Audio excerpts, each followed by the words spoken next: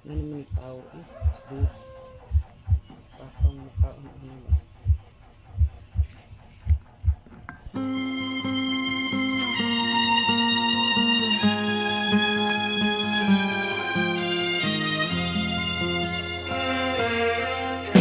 Anak, pawis ang tawag sa akin.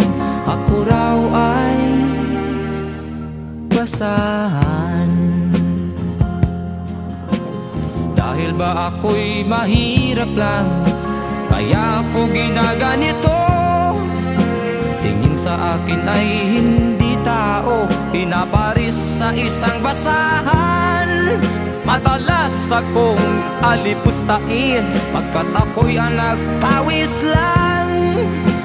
Di man lang nila iniisip na ako ay nasasaktan.